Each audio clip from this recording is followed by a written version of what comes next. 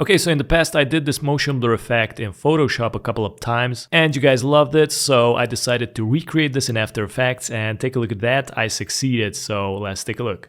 Now, unfortunately, this effect is going to work only with subjects where basically their head is staying still, you know. In this video, you can see some facial expressions, which is great, and some zoom. So that's pretty much enough. And in this example, my composition size is set on this preset, 1080p 30 frames per second. So first what we're going to need to do is right click here, go to new and select the solid. We're going to rename this as fractal and click OK. Now let's go to effects and presets, search for fractal noise. Drag and drop the fractal noise on the fractal layer. And let's go to the noise type. I'm going to change it to spline. You also can decrease the brightness a little bit more. For example, -10. Let's reduce the complexity to 1.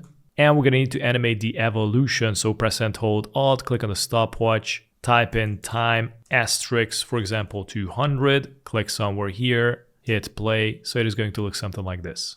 I'm also going to need to increase the contrast a little bit more, so let's go search for curve, drag and drop the curve under the fractal, increase it, something like this. And then I'm going to scroll up, collapse the layer with the fractal, and let's go to blend mode. If you don't have it, just click on the toggle switch, and it's going to switch, and I'm going to select the multiply. Next, we're going to do is right click here, go to new, select adjustment layer, and right click, rename. This is going to be the horizontal blur. Enter. Let's go to effects and presets, search for Gaussian blur, and drag and drop the Gaussian blur on the horizontal blur layer. Here we're going to go to the blur dimensions, change it to horizontal, and let's go and increase the blurriness. I'm going to go all the way up to 335. So it's going to look something like this. When you hit play, it is wobbling.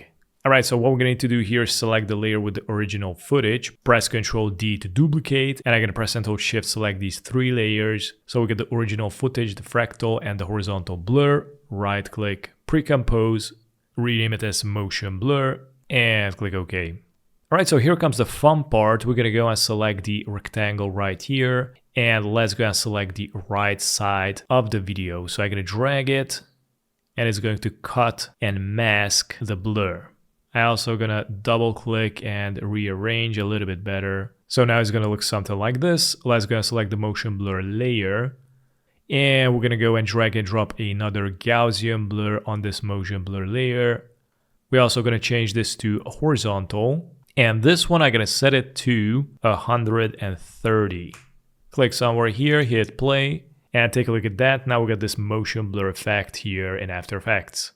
Thanks for watching.